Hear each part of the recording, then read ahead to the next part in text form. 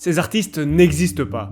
On les appelle les artistes fantômes, et pourtant leurs morceaux cumulent des millions d'écoutes sur Spotify. Alors pourquoi est-ce impossible de retrouver leurs traces? Eh bien tout simplement parce que Spotify vous ment. Je vous explique. Pratiquement tout le monde connaît les fameuses playlists de Spotify, comme par exemple Peaceful Piano, Lofi Beats, Sleep. Il en existe des centaines, voire même des milliers. Mais ce que vous ne savez peut-être pas, c'est que ces playlists sont remplies de morceaux créés par des faux artistes. En interne, Spotify appelle ça du perfect fit content, du contenu parfaitement adapté. En réalité, c'est de la musique standardisée, achetée en masse par Spotify à des banques audio, puis rebrandée pour donner l'illusion qu'elle vient d'artistes indépendants. Il y a une journaliste qui a enquêté là-dessus, elle s'appelle Liz Pelly, et son livre sort dans un mois, je vous donne les infos à la fin de la vidéo. Pour rendre ça concret, prenons un exemple. L'artiste s'appelle Ekfat.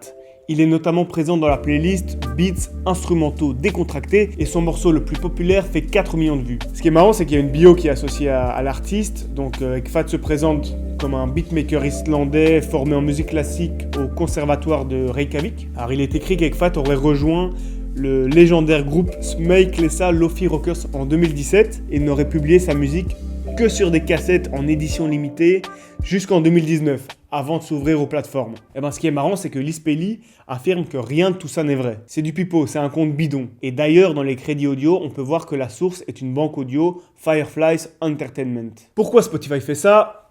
La raison est simple, c'est l'argent. En utilisant ces morceaux préfabriqués, Spotify s'épargne de devoir payer les droits d'auteur aux artistes. C'est une pratique qui a commencé en 2017, alors que Spotify est encore à la recherche de profits, c'était une entreprise déficitaire, et la pratique n'a fait que s'intensifier. Liz Pelly en parle dans son livre comment les éditeurs des playlists, ceux qui créent les playlists, se sont vus suggérer de manière de plus en plus intense de placer ces morceaux de plus en plus haut dans les playlists. Et aujourd'hui, certaines playlists, comme par exemple Deep Relaxation ou Bossa Nova Dinner, sont composées en majorité, voire même exclusivement pour certaines, de musique stock, musique générique, musique d'artistes fantômes. Le raisonnement derrière tout ça, il est simple. Spotify s'est rendu compte qu'avec ses playlists pour tous les moments, comme ils appellent ça, donc pour cuisiner, pour le dimanche matin, pour aller courir, etc., les utilisateurs ne prêtaient pas vraiment attention à qui était l'artiste derrière la musique. Ils appuyaient sur play, ils laissaient tourner la musique en fond, et voilà, c'était tout. Du coup, le raisonnement, ça a été pourquoi payer des droits d'auteur alors qu'au final, on s'en fiche un peu qui fait la musique. Bon, comment ça fonctionne concrètement? Donc il y a des entreprises comme Epidemic Sound ou Fireflies Entertainment, il y en a d'autres qui sont spécialisées dans la musique de banque audio. Donc ces entreprises recrutent des musiciens et leur demandent de produire de la musique standardisée, très précise et en masse. Ces musiciens, qui sont souvent mal payés d'ailleurs, cèdent leurs droits d'auteur contre une rémunération fixe à la prestation. Une fois les morceaux produits, ces banques audio les revendent à Spotify qui les ajoute aux playlists que vous écoutez. Bon, alors quels sont les impacts de cette pratique? Les grands perdants, évidemment, ce sont les artistes indépendants. Les morceaux de type Perfect Fit Content prennent la place des leurs dans les playlists.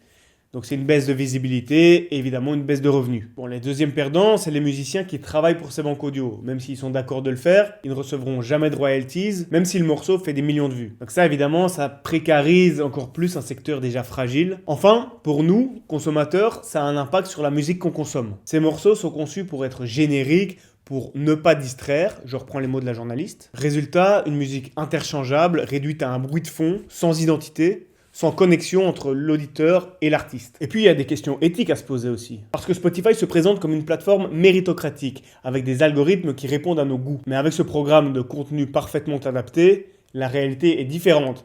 Parce que la musique n'est pas sélectionnée pour sa qualité ou sa popularité, mais parce qu'elle coûte moins cher. Même si, du côté de Spotify, on affirme n'avoir jamais créé de faux artistes.